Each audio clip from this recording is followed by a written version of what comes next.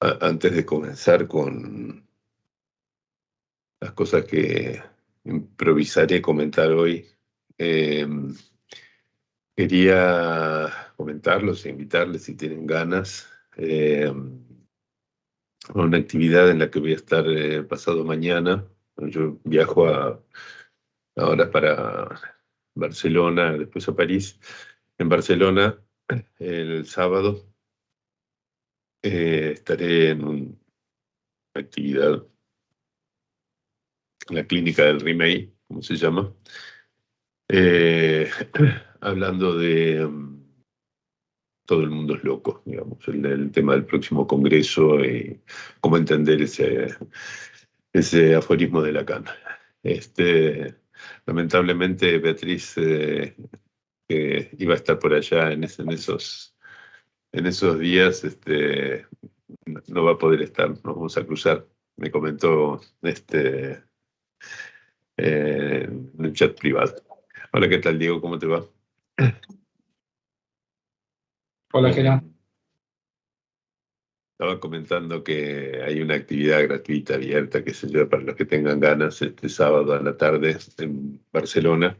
En las redes sociales, en Facebook, en Instagram, pueden encontrar ahí una dirección de mail donde se inscriben. Es gratuito. Bueno, por otro lado, eh, eh, aviso que lo más probable es que la próxima semana yo no pueda participar del seminario, pero el seminario habrá de todos modos. Así que tenemos ya previstas contribuciones que harán los dos colaboradores, Diego Copo y Clarisa Kisilov. Creo que también va a presentar Flavia Valicenti, y no sé si había alguien más. Susana Reif está preparando algo más que se le ocurrió, pero no va a ser para esta próxima reunión, sino para la otra. Así que la reunión del laboratorio se mantiene en pie, simplemente que va a tener una modalidad, así que va a contar solamente con la participación y la discusión de ustedes. Yo si puedo entro, si no, no, pero después me enteraré viendo la grabación o leyendo la desgrabación que muy amablemente hace Lili desde hace bastante tiempo, que agradezco. Bueno, acercándonos más al tema del seminario. Estoy realmente sorprendido de la cantidad de cosas novedosas que surgieron en el curso de este año. Estuve leyendo esas desgrabaciones que hace Lili, inclusive resumiéndolas un poco como para ver en qué apoyarme para lo que resta del año. Y verdaderamente hay una producción muy grande a partir de los planteos, las preguntas, algunas de las cosas que aporté. Así que, si bien no creo que podamos decir a partir de lo que estuvimos haciendo hasta ahora, las formas del síntoma son esta y esta, sí creo que hemos aportado herramientas como para darnos una idea de qué podría significar esa expresión, ¿no? Inclusive algunas herramientas para entender qué es lo que no debemos entender por forma del síntoma, ¿no? Fue uno de los temas de discusión de la reunión pasada. Bueno, hoy quisiera... ¿Qué tal, Marco? ¿Cómo te va? Hoy me gustaría retomar, que lo dejamos un tiempo atrás, la lectura del síntoma de Paul Schreber. Particularmente hemos leído así apenas unas páginas del capítulo 4 de sus memorias. Me gustaría avanzar un poquito más y en particular, dado que ahí se introducen algunas cuestiones vinculadas con el tema de las voces, ver si podemos pensar conjuntamente eh, qué que podamos aportar para pensar la forma del síntoma en el caso de lo que más con mayor exactitud se debería llamar la alucinación verbal, ¿no? Así que, bueno, he pensado algunas cosas al respecto, quizás contribuyan un poco a pensar en qué consiste ese síntoma, e incluso la experiencia de ese síntoma por parte de los analizantes, ¿no? De aquellos que tienen síntoma que tiene esa forma, ¿sí? La forma de escuchar voces, ¿sí?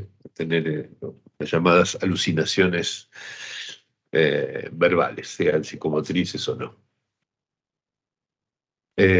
Bueno, entonces, retomo eh, en mi versión, esta de la editorial Lolé, mi versión de las memorias de Schreber, estaba en la página 41, la discusión a la que dedicamos bastante tiempo sobre esa sensación eh, representada como lo que, que sería muy grato ser una mujer sometida al coito, ¿sí? No la voy a volver a comentar hoy, solamente retomo la lectura para poder avanzar en la memoria de Schreber y ver si lo que viene a continuación nos permite iluminar desde otro ángulo el tema de la forma del síntoma. Entonces dice, una vez de mañana temprano, cuando estaba aún tendido en la cama, no recuerdo si semidormido o despierto ya, tuve una sensación que, al reflexionar después sobre ella en estado completo de vigilia, me impresionó de manera muy particular. Fue la representación de que tenía que ser muy grato ser una mujer que sometida al coito.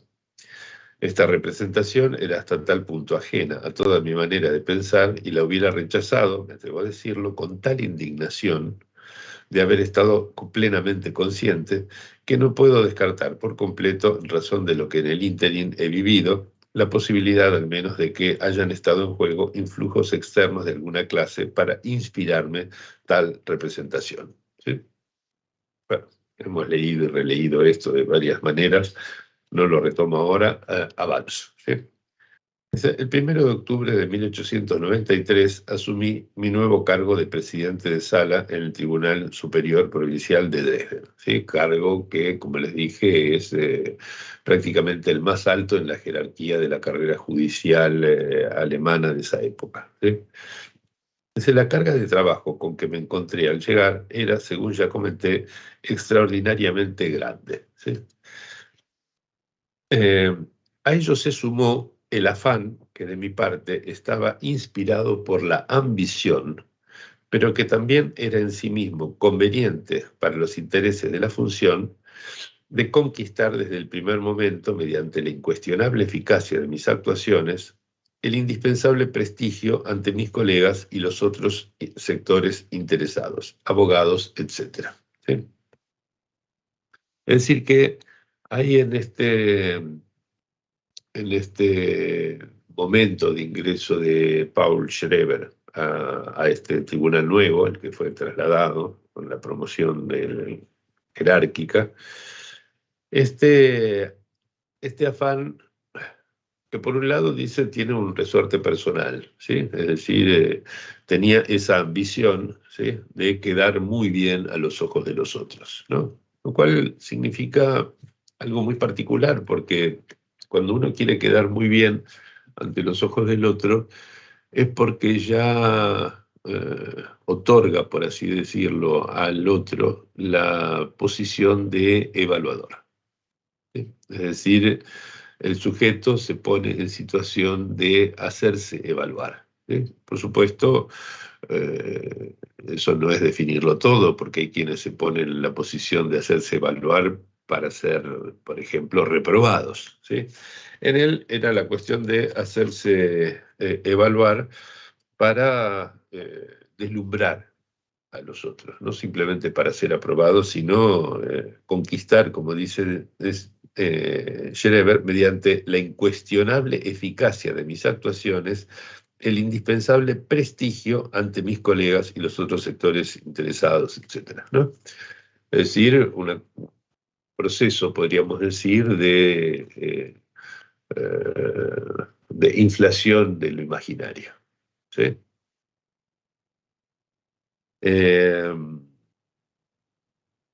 No quiero introducir en esto algo que es habitual introducir cuando se lee este pasaje, se lee analíticamente este pasaje, que es la función probable que tendría allí el significante fálico, ¿sí? El significante fálico, la posibilidad de que haya forclusión del significante fálico, etc.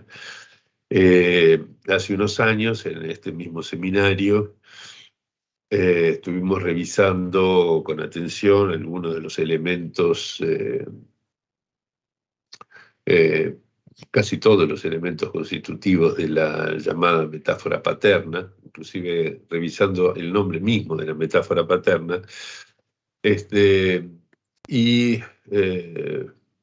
volver a invocar en relación con esto el famoso phi sub zero, ¿no? La forclusión del significante fálico, con todos los problemas que esto acarrea, llevaría demasiado tiempo, nos alejaría mucho de la cuestión. Así que no voy a hablar en esos términos aquí. Pero lo que es seguro es que hay allí, como dice Schreber, ¿sí?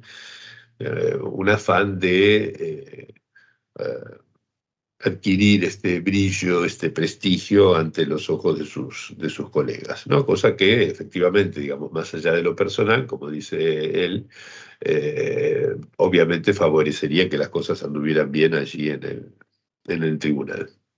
¿Qué tal, Clarisa? ¿Cómo te va?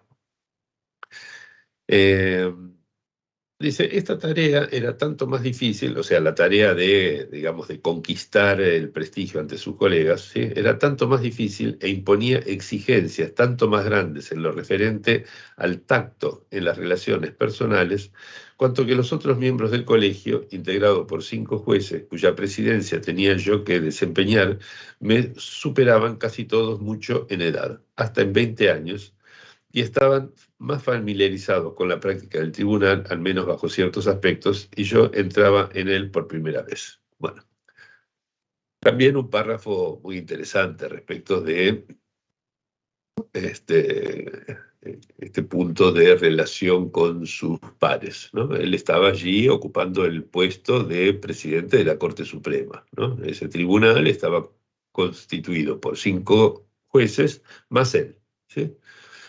Y él era menor en edad, ¿sí? A veces mucho menor que algunos de los que estaban allí, ¿sí? Y esto, bueno,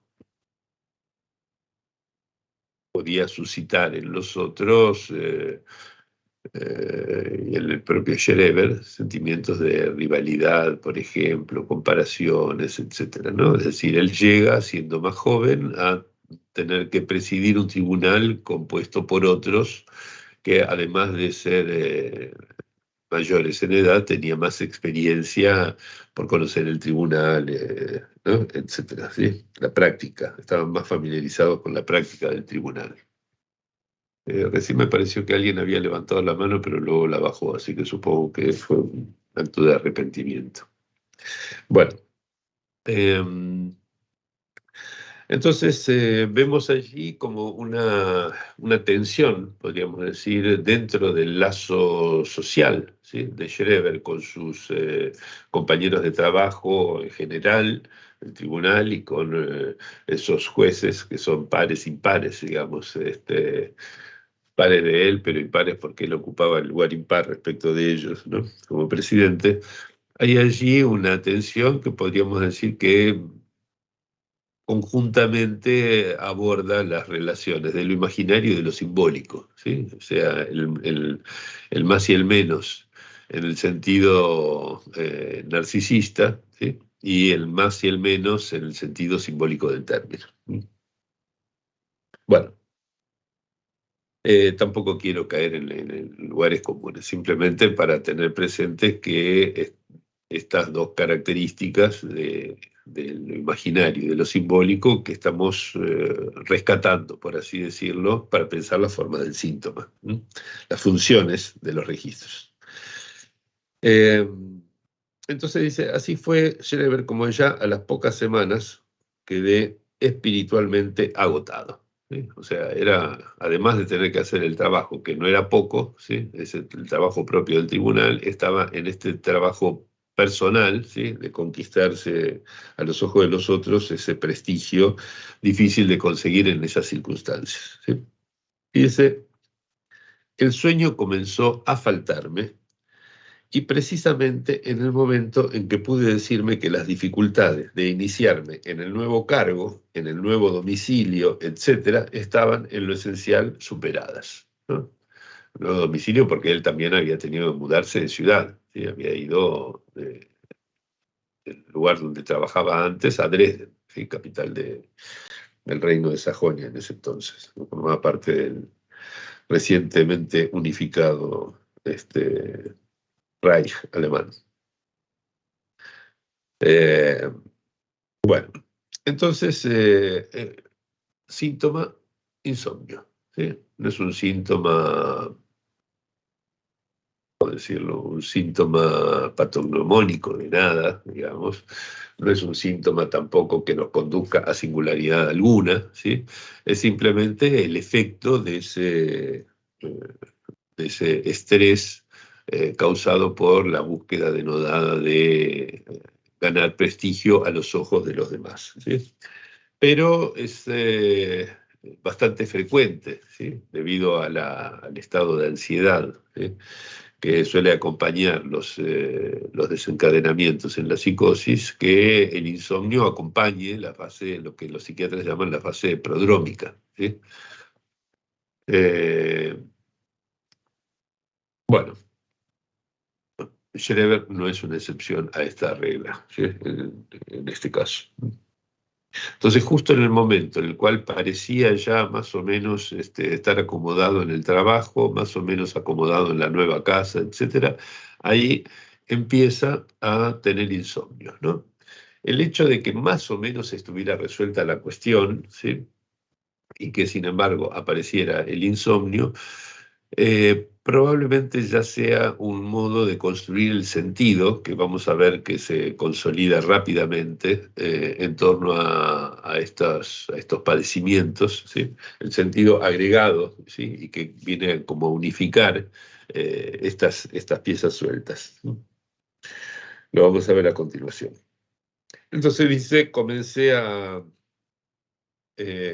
tomar bromuro de sodio, es decir, lo que era un sedante, un hipnótico común en esa época, ¿sí?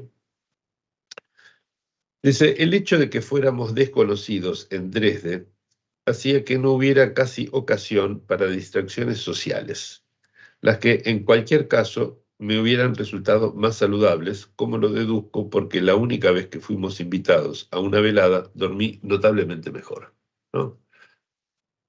Esto es algo, parece un comentario banal, digamos, pero tiene toda su importancia y hay algo que nos enseña este comentario que hace Jeremy, ¿no? Primero, había allí un hecho de aislamiento social que no dependía de sus síntomas, ¿sí? Es decir, eran nuevos en la ciudad, ¿sí? No tenían amigos, no tenían relaciones, conocidos, etcétera, ¿sí? Eh, y esto significa que no había nada que lo sacara, por así decirlo, de la rutina del trabajo y del pensamiento acerca del trabajo, fuera de los momentos en que iba a su casa. Lo interesante, digamos, es cómo suele haber una competencia económica podríamos decir, entre la libido, ¿sí? Que está involucrada en el síntoma, ¿sí? Y la libido que está involucrada en las otras formas del lazo social, ¿sí? En este caso, reuniones con colegas, amigos o lo que sea, ¿no? Eh, Lacan muchas veces pone el acento en este asunto que, por supuesto, él no descubrió, es algo muy conocido desde la psiquiatría del siglo XIX, esta especie de balance que hay entre, ¿cómo decir? el lugar que adquieren los lazos sociales del sujeto y la gravedad o no del síntoma, ¿sí? Más libido puesta en los lazos sociales, deflación del síntoma concomitante, ¿no? Eso podríamos decir que hay ahí una ley que tal vez podría reconducirse que hay que pensar cómo, ¿sí? A la economía de los goces que planteada por Lacan en la tercera. No lo he pensado aún, pero digamos, sería la herramienta a la que trataría de recurrir si quisiera darme una imagen del asunto, una imagen modelo del asunto. Bueno. Entonces durmió mucho mejor, dice, la única vez que fueron invitados a una velada, ¿sí? Dice, las primeras noches verdaderamente malas, es decir, de casi insomnio total, se dieron en los últimos días del mes de octubre o en los primeros del mes de noviembre, ¿sí? O sea, habían pasado más o menos 4 o 5 semanas desde que él había entrado a su nuevo cargo, a trabajar en su nuevo cargo, ¿sí? Y dice, entonces se produjo un suceso extraño. Varias noches en las cuales yo no pude conciliar en absoluto el sueño, se hizo sentir en la pared de nuestra alcoba un crujido que se repetía con pausas más o menos prolongadas y me despertaba cada vez que había comenzado a adormecerme. Pensamos, naturalmente, en un ratón. Por más que hubo de parecernos bastante extraño que un ratón pudiera haberse colado hasta el primer piso de una casa construida muy macizamente. Pero tras haber oído, acá viene lo interesante, tras haber oído innumerables veces desde entonces, y de escuchar ahora cotidianamente, de día y de noche, a mi alrededor, otros ruidos semejantes, que he llegado a reconocer inequívocamente como milagros divinos, máxime cuando las voces que hablan conmigo los califican de tales, las así llamadas perturbaciones, dice entre comillas, no puedo descartar, sin pretender formular al respecto una afirmación absolutamente categórica, por lo menos la sospecha de que también entonces se tratara de uno de estos milagros. Y ahora viene lo que sigue subrayado.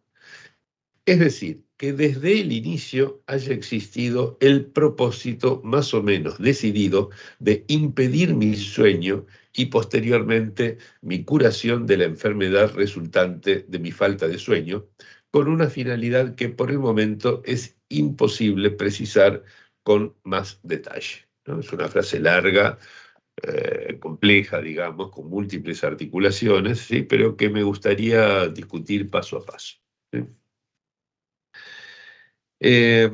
Entonces, ¿qué tenemos hasta aquí? ¿Sí? Schreber estaba muy nervioso, inquieto, ¿sí? Además de que estaba en un trabajo nuevo, en una ciudad nueva, no conocía a nadie, no conocía a la gente del trabajo, no conocía la rutina del tribunal en la que estaba, se encuentra teniendo que ser presidente de un tribunal donde todos son mayores que él, o sea que puede introducir ciertas dificultades, y encima queriendo ganarse a los ojos de ellos cierto prestigio por ambición personal, pero también a los fines de que las cosas funcionaran mejor en el tribunal. Queda agotado por todo eso. Dice que parece estar mejorando un poco la cosa en ese momento, ¿sí? Cuando justo en ese momento empieza el sueño a faltarle, ¿no? Y es allí que aparece este ruidito del posible ratón, ¿no es cierto? Pero que ese ruidito podría ser cualquier otra cosa menos un ratón. Podría ser un ruidito hecho adrede en la pared, simplemente como para mantenerlo a él despierto, es decir, para enfermarlo de los nervios. Esto es importante porque la idea de que llega a ser un enfermo nervioso y que como consecuencia de ser un enfermo nervioso es que pasó a tener una relación muy particular con Dios, ¿sí? Es como una plomada de la construcción significante y de sentido, digamos, que se arma Schreber a continuación, ¿sí? Entonces aquí tenemos como la sospecha de una intencionalidad, ¿sí? Como si le estuvieran mandando algo, por primero, a hacerle esa representación de lo hermosísimo que sería ser una mujer en el momento del coito, ¿sí? En otro momento ese ruidito que no lo deja dormir, es decir, como ciertos influjos externos, ¿sí?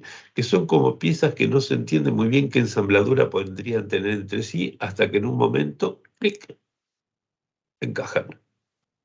Y ese modo en el cual encajan, ¿sí? Esa construcción, que, como les decía un par de reuniones atrás, no tiene nada, nada de una irrupción que hace tabla rasa de las construcciones equilibradísimas anteriores que tendría el sujeto, sino que a la inversa, es como un quiste sólido, muy bien configurado, que a partir de allí, con la misma fuerza estructurante, como dice Lacan en el Seminario 3, ¿sí?, se itera porque hay un goce, ¿sí?, de esa iteración, ¿sí?, de reiterar una y otra vez el encastre de estas piezas una al lado de la otra.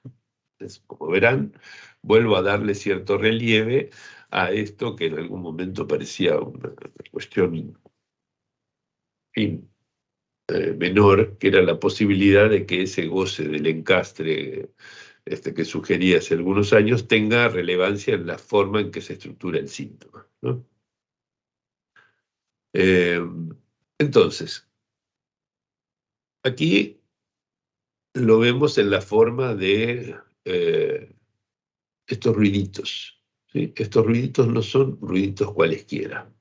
Estos ruiditos tienen una intencionalidad: mantenerlo despierto. ¿Para qué querrán mantenerlo despierto? Porque ya que mantenerlo despierto lo empieza a enfermar de los nervios, ¿sí? ¿Será relevante que él se enferme de los nervios con algún sentido? ¿Sí? Eso es lo que queda como signo de interrogación, ¿sí? No hay entonces de entrada, ¿sí?, una certeza delirante, ¿sí? Schreber en ningún momento dice: tuve la certeza de que esto era algo así. ¿Sí? A posteriori, él construye, ¿sí?, lo que debió haber sido en su momento, ¿sí?, una intención de mantenerlo despierto, una intención hostil para con él, ¿sí?, con fines que luego se habrán de elucidar, ¿no? Como dice, con una finalidad que por el momento es imposible precisar con más detalle, ¿no? Ahora, entre medio, dice: tras haber oído innumerables veces desde entonces y de escuchar ahora cotidianamente de día y de noche a mi alrededor otros ruidos semejantes. La frase sigue, pero voy a cortar allí, ¿sí? Esos ruidos semejantes son semejantes a los que escuchaba él y escuchaba también la mujer, obviamente, ¿sí?, en la pared de la casa, ¿sí?, porque la mujer decía: será un ratón, en fin, ¿no? ¿De dónde vendrá ese ruidito?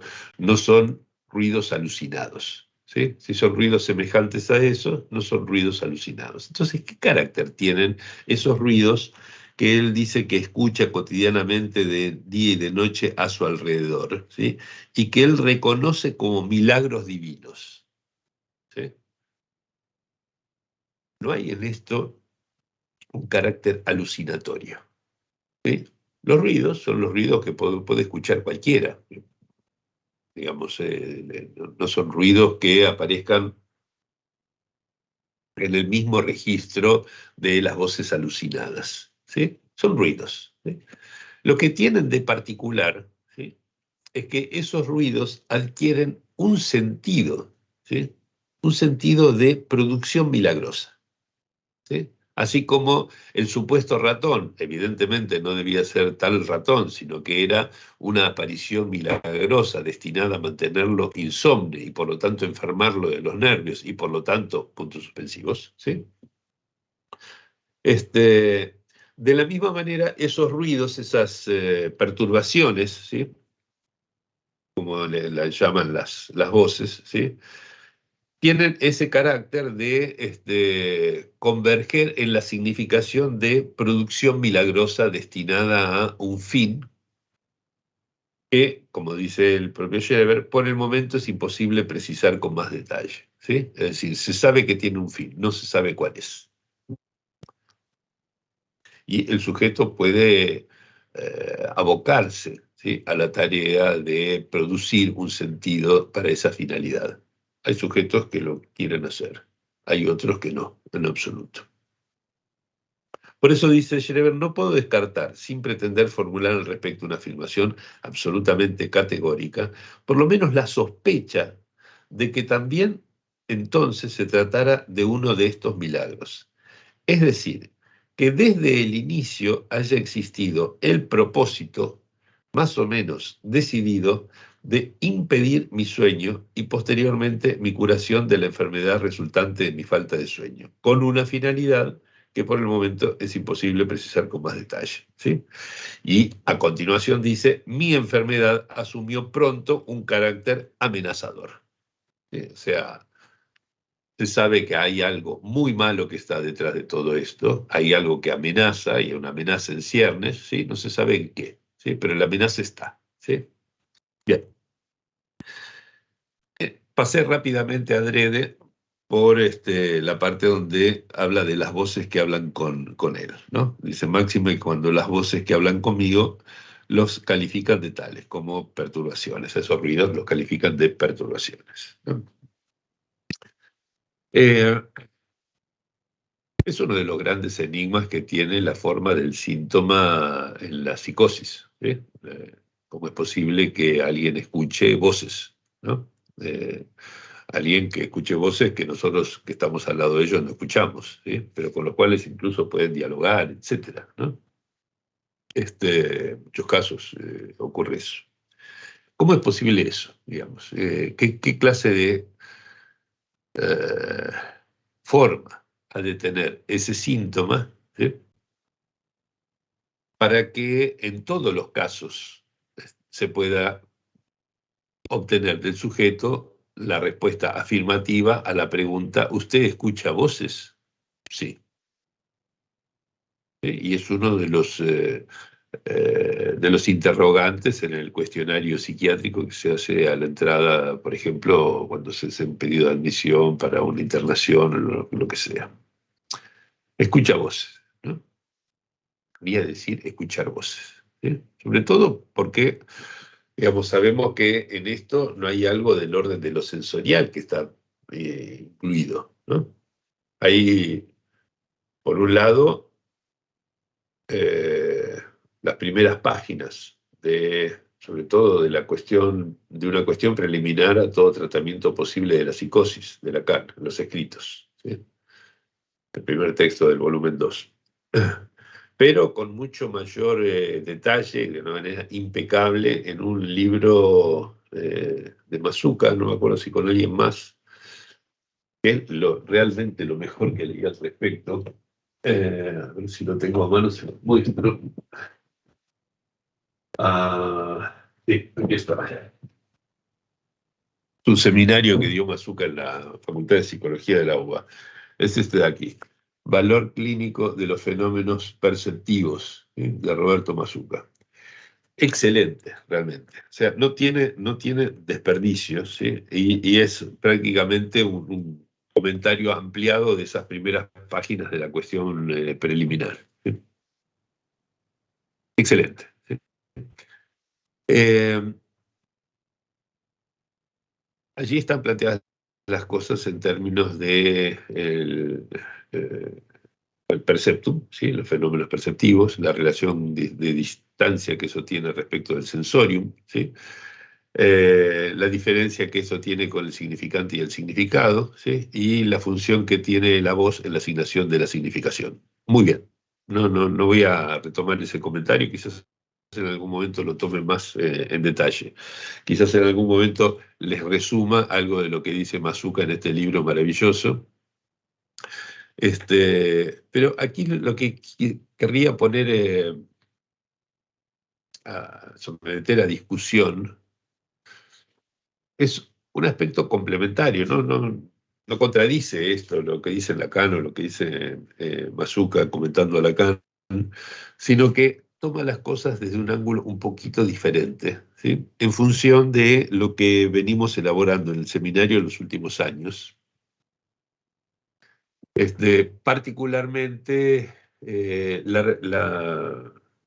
en una de las últimas reuniones lo retomamos, ¿no?, otra vez, que es la cuestión de cómo se forma la cadena significante, ¿sí? Y cómo a la cadena significante se le da un sentido hasta que adquiera significación, ¿sí?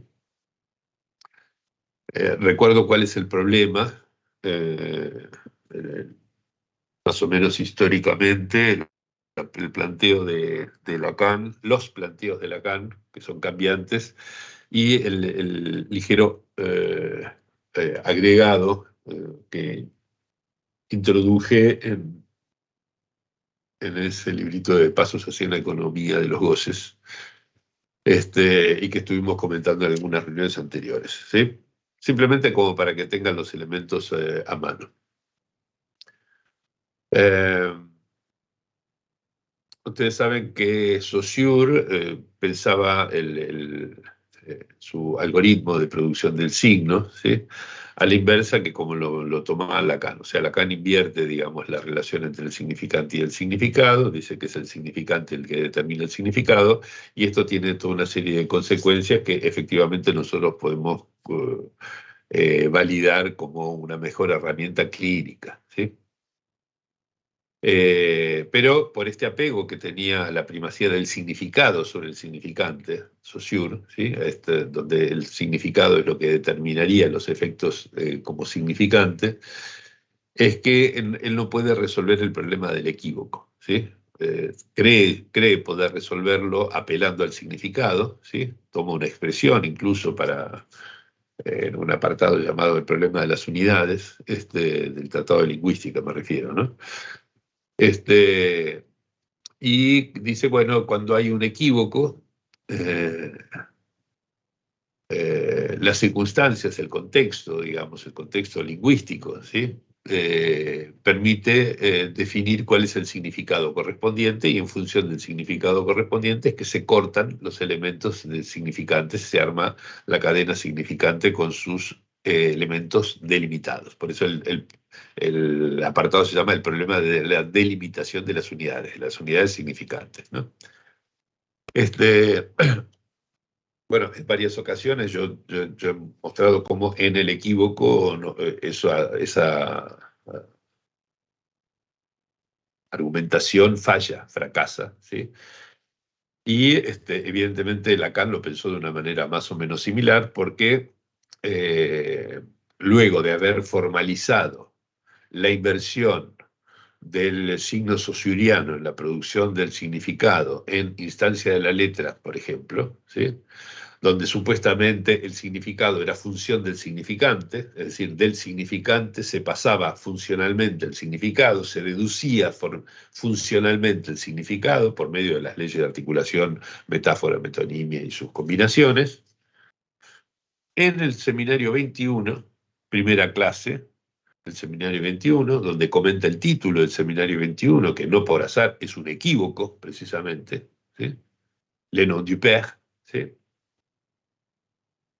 En ese título, Lacan dice, miren, aquí tenemos un solo significante, que es lo que escuchamos, ¿sí? Le nom du père. Por lo tanto, como el significante es pura oposición, solo se opone a un S2, ¿sí?, un mismo saber, ¿sí? Y sin embargo, no podemos deducir a partir de allí cuál de los dos sentidos corresponde, ¿sí? El que se traduce como los nombres del Padre o el que se traduce como los no engañadizos yerran, ¿sí? No se puede saber. Es decir, el mismo problema que les decía que se puede eh, retrotraer al ejemplo que da Saussure en su Tratado de Lingüística General. Entonces, es necesario, ¿sí?, podríamos decir que es necesario, primeramente, ¿sí?, leer lo que escuchamos, ¿sí?, leerlo de una manera o leerlo de otra manera, ¿sí?, para luego poder asignarle un significado. Es decir, el flujo fónico, como prefiero llamarlo, ¿sí?, porque todavía no están delimitadas las unidades, ¿sí?, así que no puedo hablar de cadena significante. El flujo fónico, ¿sí?, es leído por medio del encastre con ciertos eidos, ¿sí?, fonemas, articulaciones de fonemas, etcétera, que ya están sedimentados en nuestra memoria lingüística. Y es esa lectura, ¿sí?, la que recorta, por así decirlo, en el flujo fónico las unidades significantes, a partir de las cuales recién entonces es posible deducir funcionalmente, por metáfora, metonimia o combinaciones de ambas cosas, el significado. Entonces, en definitiva, resumo, ¿sí?, tenemos el flujo fónico, ¿sí?, tenemos la letra, ¿sí?, esa función, de alguna manera, de corte, ¿sí?, y como consecuencia de eso, ¿sí?, la producción del significante, ¿sí?, con sus efectos de significación, ¿sí? O sea, son como 4 niveles que están en juego, ¿sí? Repito, flujo fónico, letra, significante, significado, si quieren, ¿no? Bueno. Es interesante esto, digamos, porque ustedes recordarán que Saussure decía que el significante era la imagen acústica, ¿no? ¿Recuerdan que él, cuando daba la primera imagen de lo que era el signo lingüístico, decía imagen acústica, concepto, ¿sí? Eran los dos lados de esa unidad mixta, ¿sí? El concepto es lo que luego llama el significado y la imagen acústica el significante, ¿no? Bueno, me parece interesante la idea de la imagen acústica, que además está presente, por ejemplo, casi con el mismo nombre en el artículo de Freud sobre las afasias, cuando habla de la representación cosa y la representación palabra. Artículo que tal vez convendría repasar bajo la luz de esto. Como siempre, invito a quienes tengan ganas de preparar trabajos, alguna sugerencia de lectura y de discusión. Pero entonces tenemos, insisto, tenemos el flujo fónico, tenemos la letra, la instancia de la letra, que no está en el inconsciente, ¿sí? Recuerdan, ¿no? Eso es una instancia que está fuera del inconsciente, eso es lo que es explicitado en RCI, ¿sí? En tercer lugar, tenemos el significante, producto, digamos, de ese recorte introducido por la letra, y como efecto de eso, eventualmente la producción del significante y el significado. Esos 4 elementos, ¿sí?, los pensamos en esa dirección lineal, por así decirlo, ¿sí?, simplemente a los fines expositivos, ¿sí? Eso no significa que estén ordenados temporalmente, ni que estén en relaciones de tipo causa y efecto, ¿sí? No creo que eso sea la mejor manera de plantearlo. Simplemente estoy mostrando cómo hay una estructura que liga entre sí 4 elementos de naturaleza muy distinta, ¿sí? Ese flujo fónico, la letra, el significante y el significado, ¿sí? Y lo interesante, digamos, es que cuando alguien escucha voces, ¿sí?, sin la presencia del flujo fónico, que es aquello que anda en el mundo, digamos, ¿sí?, sin la presencia del flujo fónico, de todos modos, tiene una serie de imágenes acústicas, es decir, de significantes, ¿sí?, que se escuchan. ¿Se acuerdan que el significante es lo que se escucha? ¿Sí? Solo que habitualmente, ¿sí?, lo habitual no es que se escuche la imagen acústica, ¿sí? La particularidad del síntoma psicótico es que es como si el significante estuviera en voz alta, ¿sí? Uso adrede, digamos, la expresión de voz alta, ¿no? Es como si el lenguaje, ¿sí?, el lenguaje adquiriera esa voz, ¿sí? Claro, lógico, estamos diciendo que escucha voces, es como una perogrullada lo que estoy diciendo. Pero no lo es tanto si pensamos en cómo se articularán entre sí esos 4 elementos que decía del flujo fónico, la letra, el significante y el significado, ¿sí? Puede ser que, por ejemplo, la vía, el goce del encastre vinculado a la existencia de esa inclinación a lo simple que tiene lo imaginario y que produce el significado, por ejemplo, ¿sí?, sea responsable de la articulación de ciertos significantes que requieren, por lo tanto, ser leídos de determinada manera, ¿sí? Y que en eso consista, por ejemplo, el hecho de que adquieran esa voz, ¿sí? Es decir, esto no es más que una aproximación, ¿sí? Casi les diría una primera intuición de cómo podría iluminarse desde un ángulo un poco distinto esta idea de la forma del síntoma en el caso de la alucinación verbal, ¿sí? No es que tengo aquí ya la fórmula del asunto, simplemente acerco algunos elementos que podrían darnos la pista para pensar esto, porque creo yo que es necesario repensar la cuestión preliminar de Lacan a la luz de las consecuencias de los seminarios 21 y 22. No podemos hacer como si Lacan siguiera pensando lo mismo acerca de la relación que tiene el significante con el otro significante y con el significado, por ejemplo, en su última enseñanza, que en la época de la cuestión preliminar, que es a la altura más o menos del seminario 5, corríjame si me equivoco, ¿no? 17 años después, ¿sí? A la altura de los seminarios 21 y 22, la relación entre el significante y el significado es distinta para Lacan.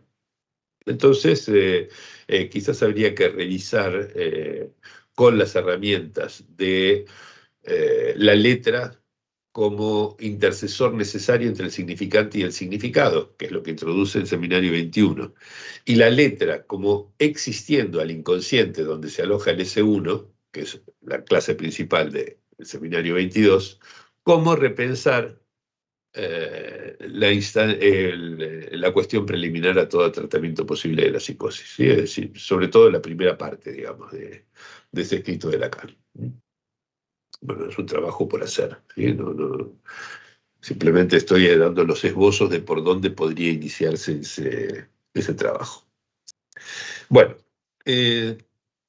no sé si alguien quiere hacer algún aporte, alguna pregunta, comentario a esta altura del partido antes de que sigamos. Si quieren hacerlo, bienvenidos. Eh,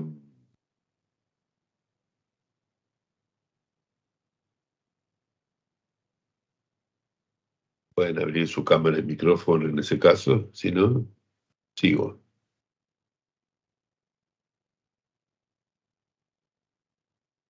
Clarisa, estás muteada todavía. Sí, Ahí acá. está. Hola, buen día. Esto que dijiste, la letra intercesor,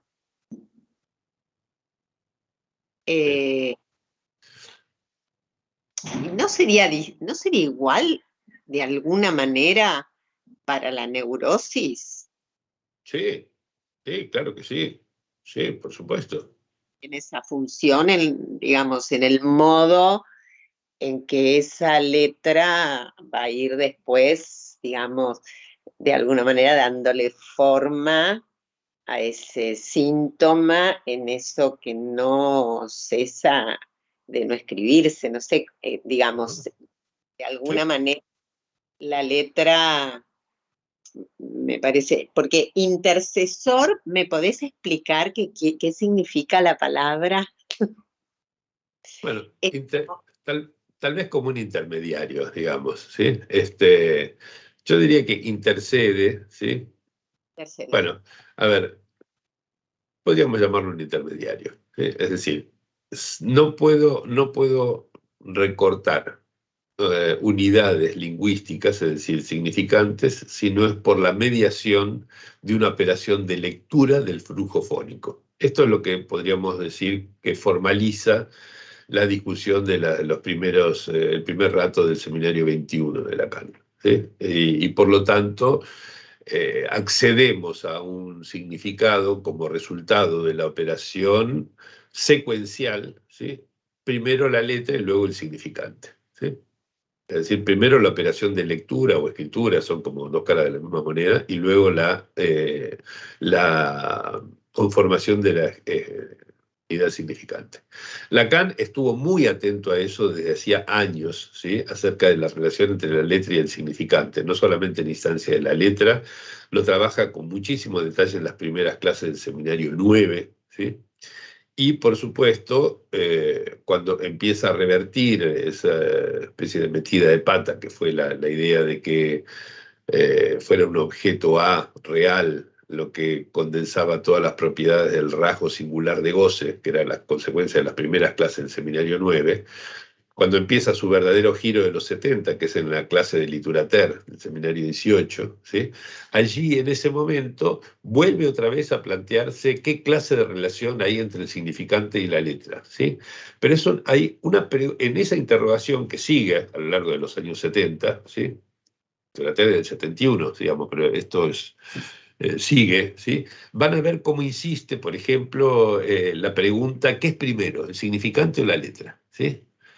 Y es muy interesante esto, ¿no? Porque uno podría pensar en una teoría ingenua de la escritura, ¿sí? Pensar que primero anduvieron por allí los significantes que escuchábamos y de pronto vinieron los escribas con sus tablitas de arcilla, etc. Pero esa es la escritura en el sentido vulgar del término, ¿sí? Pero la operación de lectura y escritura es algo que tiene que ver con la interpretación, ¿sí? Y por lo tanto no requiere de ningún papelito o de ninguna tableta de arcilla, ¿sí? Entonces podría ser que la lectura, ¿sí? Fuera anterior, digamos, a la constitución del significante mismo, ¿sí? Es decir, que tal como aparece allí en el Seminario 21, que es la conclusión de Lacan. Finalmente la letra es anterior al significante, ¿sí? Aunque en la historia del Homo sapiens hayan aparecido en el orden inverso la producción de cadenas significantes y de lectura. Pero en el sentido de la lectura como interpretación, es a la inversa, ¿sí? Es como si todos tuviéramos una especie de psicosis de base, que escuchamos los murmullos que hace otro y suponemos que eso nos quiere decir algo, ¿no? Claro. Bueno, entonces, efectivamente está muy bien el comentario que hace Clarisa, no pensar en esta intercesión, ¿sí? De la letra entre el flujo fónico y el significante anterior a la producción del significado, no nos dice algo acerca de específicamente una forma del síntoma, la forma que tendría en la psicosis, ¿no? Por supuesto, en la neurosis es lo mismo, y en la discusión, tal como lo plantea Lacan al principio del Seminario 21 y en el Seminario 22, es absolutamente independiente de que haya o no presencia o forclusión del significante del nombre del Padre. Sí, por supuesto, es independiente. Entonces, lo que yo estoy diciendo es que quizás haya alguna forma de ensambladura particular de esos cuatro elementos, o de tres de esos cuatro elementos, porque podemos omitir el flujo fónico, que permitan entender la distinción en ese plano, la distinción entre neurosis y psicosis, ¿sí? Eso es lo que dejó como pregunta, ¿sí? No, simplemente es una sugerencia, ¿sí? Bueno. También se puede leer al respecto los comentarios muy, muy interesantes de Miller, en la conversación clínica que se publicó bajo el título de Cuando el otro es malo, ¿sí? Muy interesante para ver cómo es que surge la significación amenazante del otro, ¿sí? Eso también, alguien, si tiene ganas de introducirlo, como hacer un resumen al respecto y traerlo en alguna de las próximas reuniones, será muy bienvenido, digamos. Yo no puedo ponerme a releer todo eso, pero es muy, muy claro realmente cómo articula Miller a partir de elementos bastante sencillos de dónde surge la significación amenazante del otro. Bueno, en eso habíamos quedado en la lectura de las memorias de Schreber, ¿sí? Estoy en la página 42, ¿no? Dice, recuerdan que concluimos ahí, mi enfermedad asumió pronto un carácter amenazador, ¿sí? Ya el 8 o el 9 de noviembre me veo obligado por consejo del doctor a quien consulté, a tomar de inmediato una licencia de 8 días que habíamos decidido emplear para entrevistarnos con el profesor Flechsig, en quien poníamos toda nuestra esperanza en razón de su éxito terapéutico con ocasión de la primera enfermedad, ¿sí? Habían pasado, recuerdan, más o menos 8 o 9 años, ¿sí? Desde entonces. Viajamos, mi esposa y yo, con una etapa en Chemnitz, pues siendo domingo no era esperable encontrar al profesor Flechsig, y pasamos la noche del domingo al lunes en casa de mi suegra, que allí reside, ¿sí? Ellos habían estado viviendo anteriormente en Chemnitz, ¿sí? Donde vivía la madre de la esposa.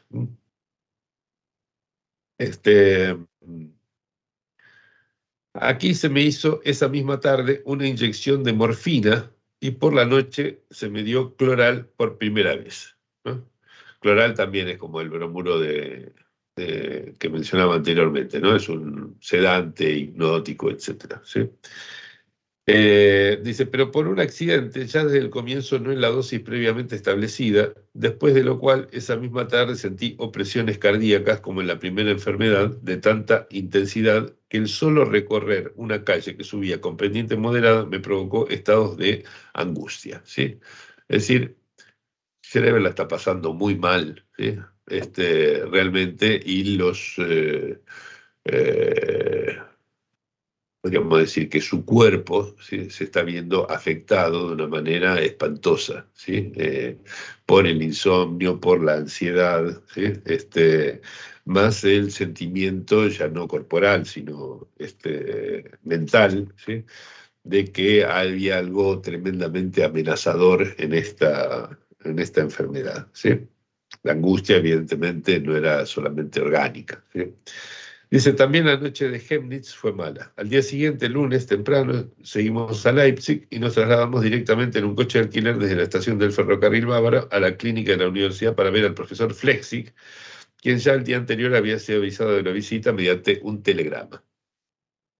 Siguióse una larga conversación en la cual el profesor Flechsig, no puedo negarlo, desplegó una elocuencia sobresaliente que no dejó de producir un profundo efecto sobre mí, ¿no? Es decir, que, podemos decir, accede, digamos, a este tipo que lo había curado en la primera enfermedad con relativa celeridad, porque estuvo solo unos meses internado en la clínica de la universidad, dirigida por Flechsig, 8 o 9 años antes.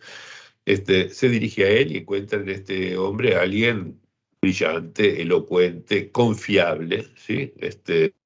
O sea, que responde, por así decirlo, a las expectativas que él tenía, ¿sí? Habló de los progresos que había hecho la psiquiatría desde mi primera enfermedad, de los somníferos recientemente descubiertos, etc.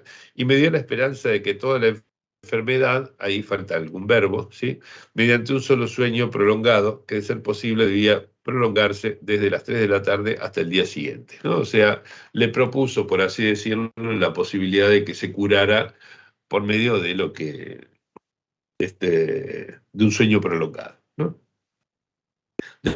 Después de esto, dice, mi estado de ánimo se fortaleció, sobre todo porque los nervios, gracias al viaje de varias horas en el aire fresco de la mañana y a la parte del día en que estábamos, el mediodía, posiblemente estuvieran algo más fortalecidos, ¿sí? Ustedes ven que ya los nervios, ¿sí?, adquieren a partir del discurso de él un carácter, ¿cómo decirlo?, peculiar, ¿sí? O sea, los nervios son algo que se puede alterar, digamos. Cuando hablamos de una enfermedad de los nervios, estamos hablando efectivamente de una parte del sistema nervioso, ¿sí? No estamos hablando de estar ansiosos, por ejemplo, ¿no?, cuando decimos, uy, esto me tiene muy nervioso el examen que tengo de dar mañana, ¿no? Es decir, los nervios aquí tienen un carácter de entidad material que se puede fortalecer o debilitar en función de, por ejemplo, la hora del día, del aire fresco que se respira, etc., ¿sí? Fuimos primero a buscar nosotros mismos a la farmacia el somnífero ordenado. Almorzamos luego en casa de mi madre, que vivía ahí en Leipzig, ¿sí?, pasan de la suegra a la madre, y pasé en suma el resto del día, entre otras cosas, dando un pequeño paseo bastante bien, ¿sí? Ya con el solo hecho de haber hablado con su respetado Flechsig, ¿sí?, ya se sintió mucho mejor, ¿no? Dice, el irme a la cama en casa de mi madre no se cumplió naturalmente a las 3, sino probablemente de acuerdo con una instrucción secreta que mi esposa había recibido, se dilató hasta las 9, ¿sí? O sea, que se fuera más tarde, digamos, para que estuviera más cansado. Pero inmediatamente antes de irme a dormir, reaparecieron síntomas más serios. Desgraciadamente, la cama estaba también demasiado fría por haber sido ventilada demasiado tiempo y me acometió inmediatamente un violento escalofrío e ingerí el somnífero encontrándome ya en un estado de intensa excitación. O sea que mucha relajación no había conseguido con todo su paseo y con la charla con Flexi, ¿sí? Eso hizo que perdiera casi totalmente su eficacia, el somnífero, ¿no? Y mi esposa me dio después de una o algunas horas el hidrato de cloral que tenía preparado como reserva, ¿sí? Otra vez el somnífero. Pese a ello, la noche transcurrió insomne y durante ella abandoné la cama, presa nuevamente de estados de angustia, para llevar a cabo una suerte de intento de suicidio por medio de una toalla o algún otro recurso semejante que mi mujer, despertándose al oírlo, me impidió, ¿no? Esto para darse una idea de la extrema gravedad que tenía para Schreber el padecimiento en ese entonces, o sea, por no poder dormir durante algunas noches seguidas, por tener esta dificultad para conciliar el sueño, llega a pensar en la posibilidad de incluso hacer movimientos en dirección a cometer un intento de suicidio, ¿no? Tampoco es infrecuente esto en las fases prodrómicas de la enfermedad, ¿sí? El insomnio, el intento de suicidio, aparentemente exagerado en sus razones, eh, bueno, no parecen ser tan exagerados porque conducen a infinidad de sujetos en la misma dirección, ¿sí? Y hay algo absolutamente insoportable en esa fase prodrómica, aunque aún no exista, podríamos decir, una manera de significar, ¿sí? Cuál es la causa de eso, qué clase de padecimiento es, ¿no? Ustedes ven que hasta ahora lo único que se dice es un estado de agotamiento general, estrés, lo llamarían los médicos de hoy, ¿sí? Insomnio, estrés, o sea, cosas bastante generales, ¿sí? Y aparentemente una resistencia muy grande al efecto de los somníferos, ¿no? Bueno, a la mañana siguiente se presentó ya un serio trastorno nervioso. La sangre se había retirado desde todas las extremidades al corazón. Mi estado de ánimo se había tornado extremadamente sombrío y el profesor Flexi, que había sido llamado ya temprano por la mañana, consideró imperiosa mi internación en su clínica, hacia la cual partí inmediatamente en un coche de alquiler acompañado por él, ¿sí? Bueno, o sea, tenemos allí ya la enfermedad declarada sin que se sepa exactamente qué es, ¿sí? Pero el sujeto está presa de un estado de excitación total, ¿sí? Está en una desazón absoluta, ¿sí? No tenemos nada de una significación cristalizada que se condense en ese momento a partir de la cual todo lo demás encaje, ¿sí? De ninguna manera, solamente tenemos hasta el momento un estado espantoso, sobre todo vinculado a fenómenos corporales, ¿sí? Y a un trastorno del modo en que se siente el propio cuerpo, ¿no? Así es como empieza la segunda enfermedad de Schreber, ¿sí? Piensen que estas significaciones, ¿sí? Acerca de que tal vez la representación de lo hermosísimo que sería ser, y la sensación, digamos, ¿no? Representada de lo hermosísimo que sería ser una mujer en el momento del coito, podía haberle sido instilado externamente, es una construcción a posteriori, ¿sí? Lo de que el ruidito que hacía el supuesto ratón, etcétera, podía haber sido una perturbación milagrosa, esto es algo que solo a posteriori aparece como una significación, es decir, con efecto de aprecup, ¿sí? No en el momento en que él lo está viviendo, ¿sí? Entonces estas son construcciones que se agregan un sentido a posteriori, ¿sí? Bueno, eh, quiero leer media página más, ¿sí? Estamos por la página final de la 43, quiero leer hasta algo de la 44, ¿sí? Para que cobremos un poco la noción del patos que acompañó ese desencadenamiento, ¿sí? Para ver si a partir de allí podemos despejar elementos que nos permitan inducir, ¿sí? Un modelo que sea la forma del síntoma de Schreber. Entonces dice lo siguiente. Después de un baño caliente me llevaron enseguida a la cama, lo que durante los 4 o 5 días siguientes no volví a dejar en ningún momento, ¿sí? La cama, ¿sí? Que en los 4 días siguientes no volví a dejar en ningún momento. O sea, pasa 4 o 5 días en cama en la clínica, ¿sí? En la clínica de Flexi. Como guardián se me asignó un tal R.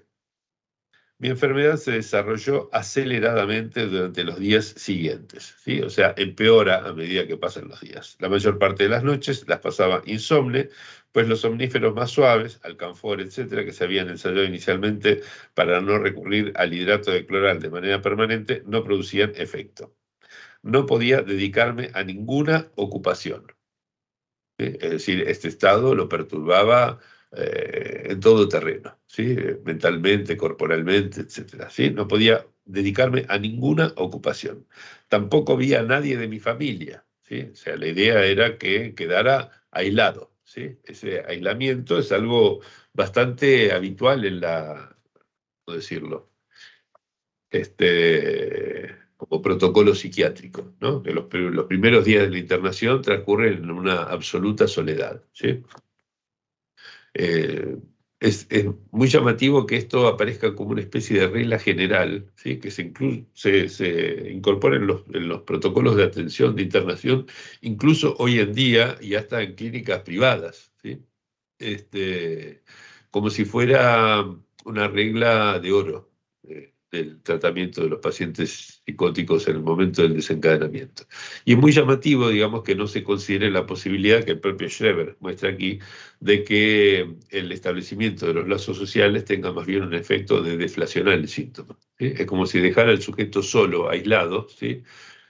Fuera beneficioso en términos generales. Y está bien claro que a veces ocurre exactamente lo contrario. Es más, un sujeto que está frente a personas que no le son familiares, extrañas, ¿sí? Y que tiene un sentimiento de que el otro es amenazador, ¿sí? Si se queda sin ver a nadie de la familia, ninguna pareja, etcétera, lo más probable es que piense que directamente todo el mundo lo amenaza, porque no hay nada que restituya la continuidad con sus lazos libidinales anteriores. O sea que a veces es como una manera de forzar, por así decirlo, que el brote haga eclosión en lugar de que pase rápidamente. Entonces dice, los días transcurrían así, interminables y lúgubres. Me gustó mucho la expresión de lúgubres, porque no tenía nada que hacer, estaba tirado en la cama. No podía hacer ninguna ocupación, no veía ningún familiar, etcétera, ¿sí? Ese estado lúgubre de los días, que por supuesto es el estado lúgubre del sujeto, ¿sí? Corresponde a un momento de pérdida de sentido.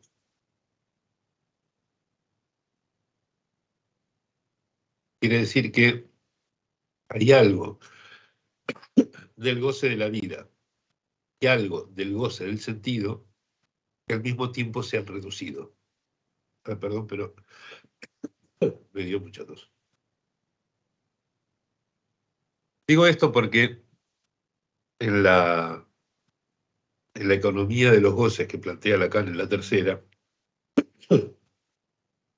y que por supuesto no es algo que sea válido exclusivamente para la neurosis, es la validez general, hay tres goces básicos que, por así decirlo, se reparten la torta de los goces, que son el goce de la vida, entre imaginario y real, el goce del sentido, entre imaginario y simbólico, y el goce fálico, entre simbólico y real.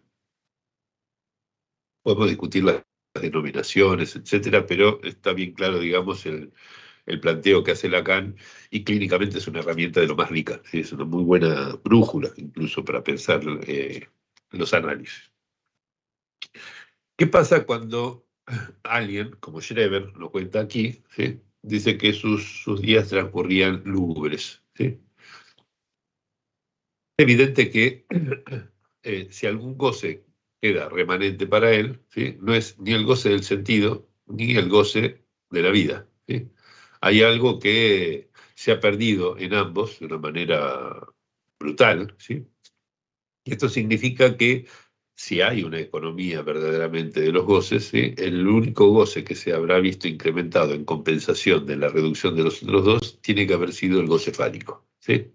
Ahora, lo interesante es que irrupción del goce fálico, con todas las salvedades que podemos hacer sobre la palabra irrupción, que ya discutimos en reuniones anteriores, pero si quieren una inyección, un incremento fenomenal del goce fálico, es lo que se pone a cuenta de la creación de los síntomas en general, incluido el caso de Juanito, ¿sí? Es decir, que hay algo de esa producción de un goce iterativo, digamos, el goce del uno más y del uno más, que es la forma que toma ese goce, que como no tiene satisfacciones por ser fuera de cuerpo, estar fuera de imaginario, no tiene límite. Me parecería entonces haber contribuido, ¿no? Esa fase, digamos, donde todo se transforma en un sinsentido, donde no hay goce de la vida, ni hay ningún modo de gozar de algún sentido de las cosas. Entonces, contemporáneamente produciría como efecto un incremento del goce fálico y por lo tanto un empeoramiento del síntoma. Y dice... mi espíritu estaba casi exclusivamente ocupado con pensamientos de muerte, ¿no? Esos eran todos los pensamientos que podía tener. Cuando reflexiono retrospectivamente, volviendo mi vista hacia esa época, ahora aclara Scheber, ¿sí? No en su momento, sino a posteriori, ¿sí? Me parece como si el plan terapéutico del profesor Flexing hubiera consistido en presionar primeramente sobre mi depresión nerviosa para hacerla descender hasta determinado estado profundo y luego, mediante un brusco cambio en mi temple de ánimo, provocar de un golpe la curación. ¿Sí? Es decir, lo que está diciendo es que él piensa que lo que podría haber sucedido, ¿sí?, es que adrede se hubiera buscado un empeoramiento de la enfermedad, ¿sí?, como paso previo a la curación, es decir, no con una intención malévola, ¿sí? Dice, o por lo menos es esta la única manera como puedo explicarme el suceso siguiente, pues de lo contrario tendría que suponer que existió en él una intención francamente malévola, ¿no? ¿Ok? Ese sentido malévolo, ¿sí?, de el otro es malo, Flexing es malo, ¿sí?, quiere mi mal, etcétera, no es algo que aparezca inicialmente, ¿sí? Pero lo que dice Schreber es que todo lo que sucedió en esos primeros momentos no hacía más que empeorar su condición, ¿sí?, empeorar su estado, ¿sí? Entonces, si había alguna lógica en ese tratamiento, ¿sí?, lo único que él puede suponer para no caer en la idea cliché de que había una intención francamente malévola, es suponer que se quisiera producir ese empeoramiento como cuando uno dice debemos tocar fondo para poder salir a la superficie, ¿no? ¿Sí? Es decir, llevarlo al punto mayor de la depresión para a partir de allí ese brusco cambio que supuestamente llevaría a la mejoría, ¿no? Lo interesante es que esa intención francamente malévola, ¿sí?, no aparece inicialmente, por más que él, como dice, eh, eh, de inmediato pasar a estar en un estado de terror, ¿sí?, donde la intención malévola pasa a adquirir una significación muy particular, ¿sí? Porque dice esto: la cuarta o quinta noche aproximadamente después de mi ingreso en el hospital, o sea, todavía estaba, recuerdan que estuvo esos días en cama, no salía de la cama, ¿sí?, no podía dormir, ¿sí?, porque le daban los somníferos más leves que no le hacían ningún efecto. Dice, fui arrancado de la cama en medio de la noche por dos enfermeros y trasladado a una celda dormitorio preparada para dementes furiosos. Yo me encontraba ya, aún sin eso, en un estado de suma excitación afectiva, en un delirio febril, por así decirlo, y debido a ese acontecimiento cuyos motivos no conocía, quedé naturalmente aterrorizado al máximo. El camino pasaba por el salón de billar, y aquí se produjo una lucha entre yo, que estaba vestido solo con el camisón, y los dos enfermeros, porque yo no sabía qué se pretendía hacer conmigo y por consiguiente creí que debía resistirme, para lo cual traté de aferrarme al billar, pero finalmente fui dominado y conducido a la celda antes mencionada. Es decir, se produce allí directamente una lucha franca entre los enfermeros que lo llevaban y él, ¿sí? Es decir, que la intención francamente malévola ahí empieza a cobrar cuerpo gracias a esta brusquedad con que lo llevan de la cama a esta celda, etcétera, ¿sí? Por supuesto, algo debe de haber sucedido como para que le hicieran ese traslado y que lo hicieran de esa manera un poco brusca, ¿no es cierto? Debe haber ocurrido algo que el propio Schreber no recuerda, no registró, olvidó, digamos, no creo que haya omitido por el fair play que tiene a lo largo de todas sus memorias, Schreber. Pero dice, ahí se me dejó abandonado, a mi suerte, pasé el resto de la noche en la celda, provista solo de una cama de hierro y ropa de cama, sin dormir la mayor parte del tiempo, me sentí absolutamente perdido e hice en medio de la noche un intento naturalmente fracasado de colgarme del armazón de la cama por medio de las sábanas, ¿sí? Es decir, nuevamente allí la idea del suicidio, ¿sí? El pensamiento de que a una persona a la cual ya nunca será posible proporcionar el sueño, aun con todos los recursos del arte médico, no le queda finalmente más que quitarse la vida, me dominaba por entero, ¿sí? Es decir, es una tortura, es insoportable, ¿sí? Por lo tanto prefiero la muerte, ¿sí? Esta es la idea. Yo sabía que en los hospitales no se permite eso, pero vivía en el delirio de que una vez agotados todos los intentos terapéuticos tenía que seguirse el alta, principalmente con el propósito de que la persona en cuestión pusiera fin a su vida en su domicilio o en otra parte. Bueno, es decir que vemos cómo rápidamente se pasa no rápidamente, ¿no? Pasaron varias semanas desde el principio de su enfermedad, ¿no? Pero rápidamente se pasa de querrán buscar que yo esté peor para mejorarme a solamente querrán buscar que yo esté peor para darme el alta y que finalmente pueda suicidarme, ¿no?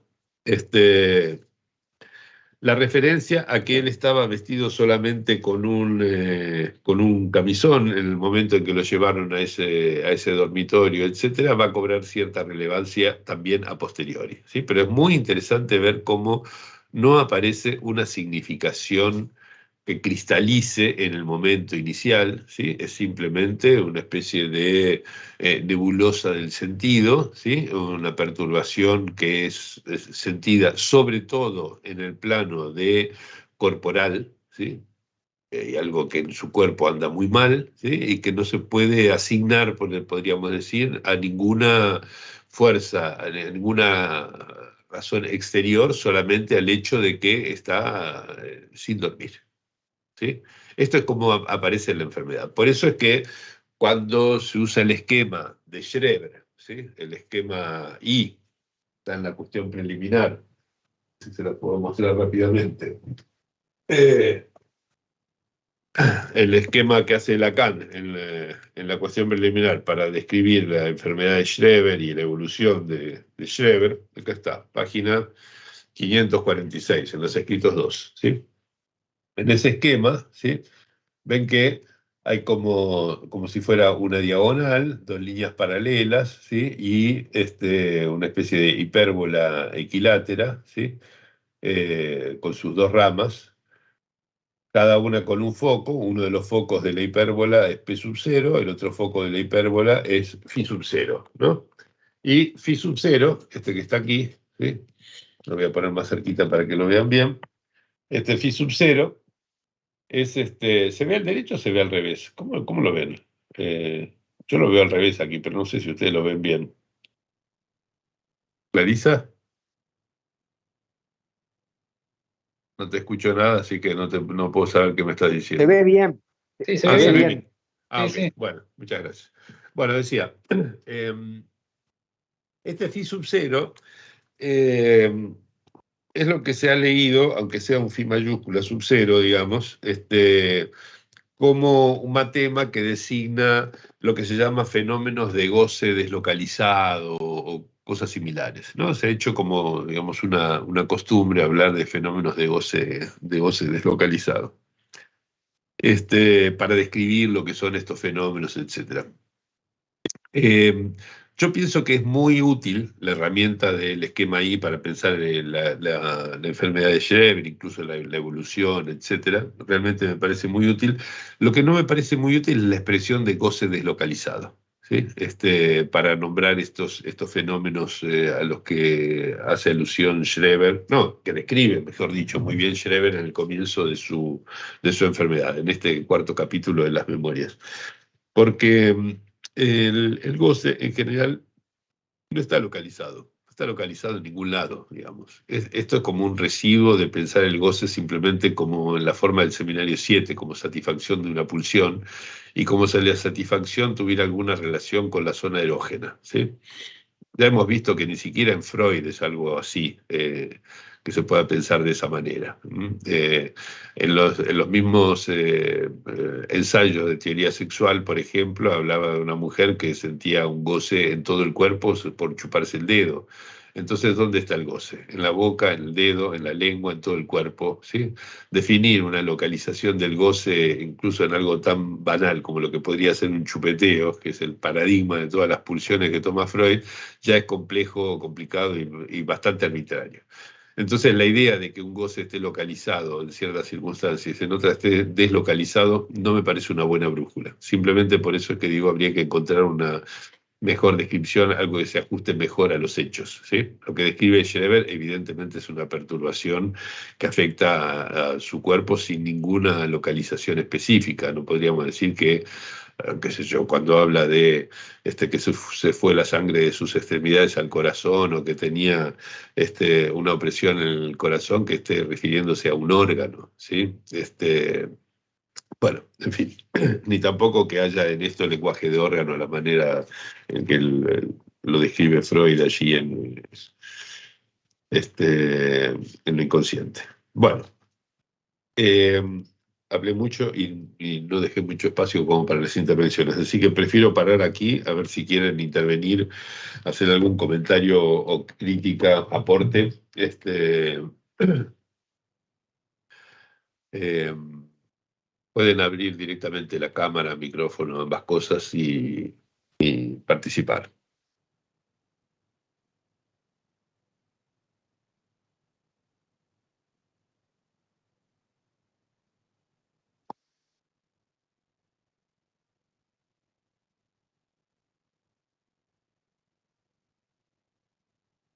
Qué silencio.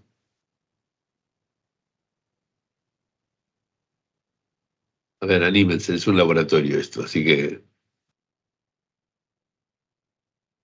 me gustaría escuchar su colaboración.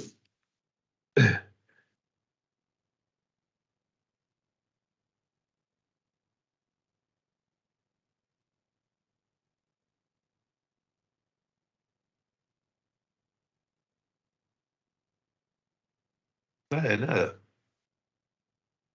Bárbaro. ¿Por qué será? ¿Será que fue todo demasiado conocido, trillado, a la inversa, que sea tan revolucionario que no se sepa con qué agarrarlo? ¿Será que fue demasiado fácil o es demasiado difícil? No me hago una idea.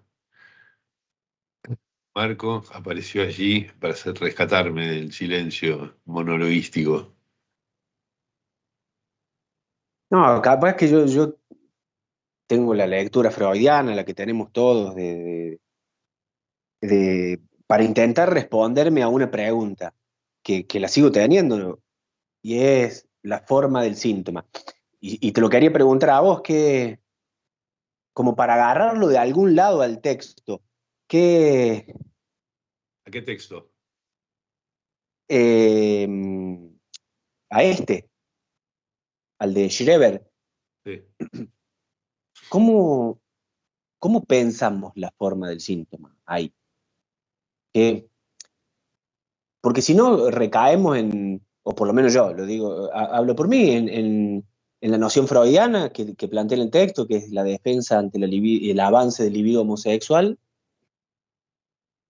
y, y la tesis que presentan, me parece que es en el manuscrito H o en el manuscrito G, no sé, que es el abuso de la proyección y explica la forma del delirio de Schreber a partir de una frase básica: yo lo amo, según se contradigan ciertos elementos, 4 tipos de delirio. Delirio de persecución, delirio de gracia, bueno, lo que todos sabemos del texto, y eso me daría la posibilidad de pensar una forma. Y si no, nos vamos al ABC de la psicosis de Seminario 3, esa triada: forclusión del nombre del padre, coyuntura dramática, desencadenamiento de la psicosis, y en Schreber se desencadena en un momento determinado, que es cuando asume. Bien, y ahora te lo pregunto, si esos elementos nos permiten pensar en una forma del síntoma, por lo menos ahí en Schreber. Sí, sí. Ese ABC básico. Excelente pregunta. Sí, a ver. 2 cosas. ¿Sí?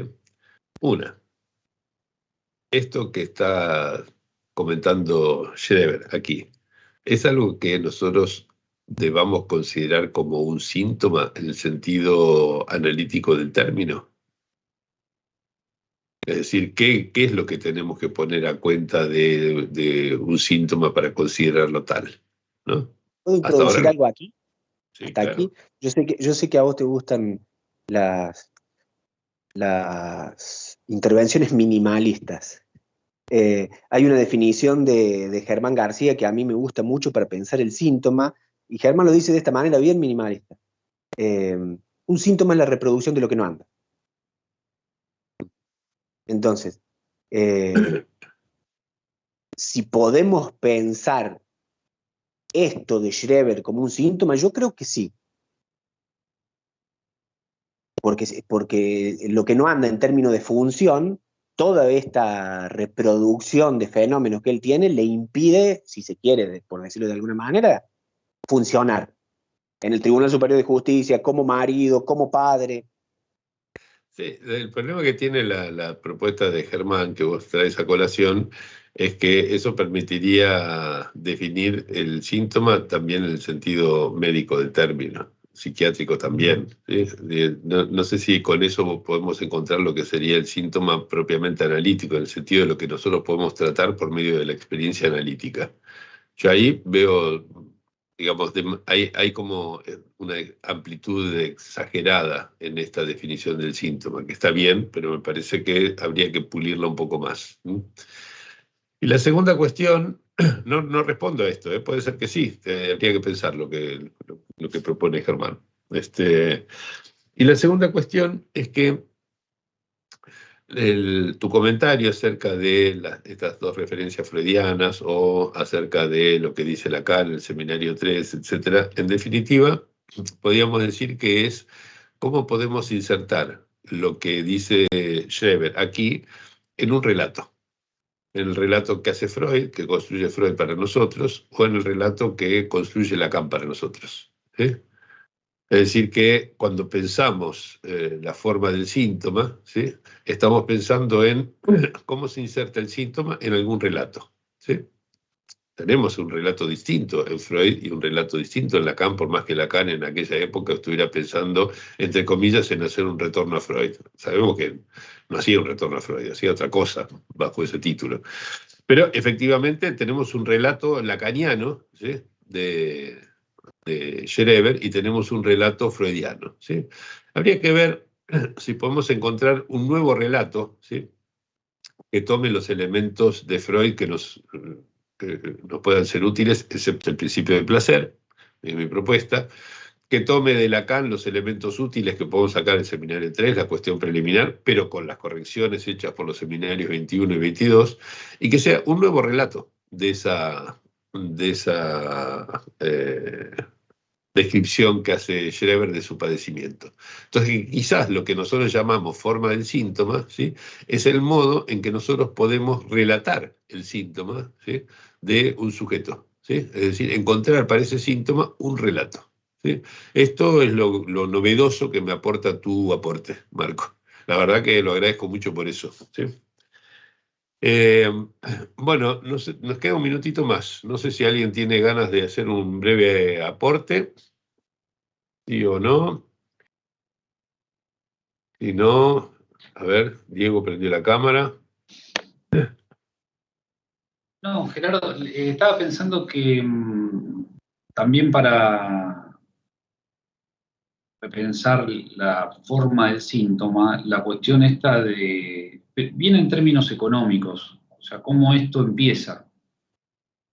Ese aumento, digamos, ¿no? Esto que vos decías, el prodromo, ese cambio, digamos, de exigencia a la que está sometido Scherer, en su cambio de las relaciones sociales por su trabajo, evidentemente es un elemento que le da cierta variación a la forma de la vida que él tenía hasta ese momento.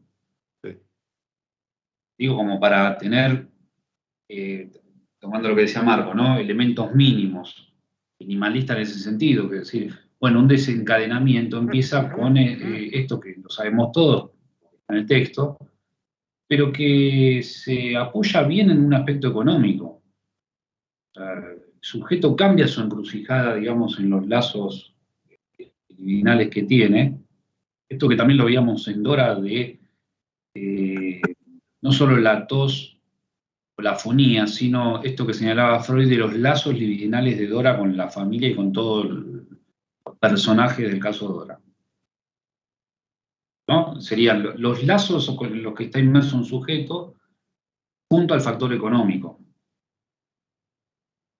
Las circunstancias de una vida donde su libido evidentemente es trastocada, transformada por alguna contingencia, como se dice, ¿no? Sí, sí, sí. Estoy de acuerdo. Estoy de acuerdo. Lo que está claro por lo que nos dice Schreber, ¿sí? Es que, un poco retomando lo que decía Marco antes también, ¿no? Es que de pronto hay algo que dejó de funcionar. ¿Sí? Algo que más o menos andaba, que de pronto empezó a dejar de funcionar, ¿sí? En un momento en que al tipo las cosas en la vida le estaban yendo muy bien, ¿sí? Pero hubo un exceso, ¿sí? Un exceso que entra por la vía de lo imaginario y de lo simbólico, que tiene que ver con este afán de ganar prestigio a los ojos de los otros, etcétera, más el laburo usual, que era mucho, pero uno no se enferma, digamos, por tener mucho trabajo, no se enferma de esta manera, por lo menos. ¿Sí? Pero hay algo que tiene que ver con este afán de obtener prestigio por el lado imaginario en un momento en que ya había obtenido prestigio por el lado simbólico por la promoción a presidente de la Corte Suprema. Hay algo allí que está en el principio de todo. ¿Sí? Y es interesante, digamos, que la fantasía esta de lo hermoso que sería ser, o la sensación de lo hermoso que sería ser una mujer en el momento del coito, etcétera, o los sueños donde la enfermedad volvía, etcétera, no están en el principio para él de esa excitación terrible, ¿sí? Solo a posteriori, ¿sí? En ese larguísimo a posteriori que hace de eso algunos antecedentes, es que van a articularse con cierto sentido a lo que es la evolución ulterior de la enfermedad. Entonces, por supuesto, Freud dice, aquí está el principio. ¿Sí? Lacan dice, efectivamente, aquí está el principio. ¿Sí? Entonces nosotros tendríamos que poder reconstruir qué fue lo que pasó desde el momento en que tiene esa sensación, ¿sí? Hasta el momento en que ya no se puede dormir. ¿Ok? Ahí habría que ver entonces qué fue lo que estuvo funcionando en ese tiempo. Pero es una construcción que tenemos que hacer, no lo sabemos. Bueno, les agradezco mucho los aportes y nos veremos, bueno, tal vez sin mí la próxima semana, pero con aportes de unos cuantos que ya se anotaron. Gracias por todo. Hasta luego.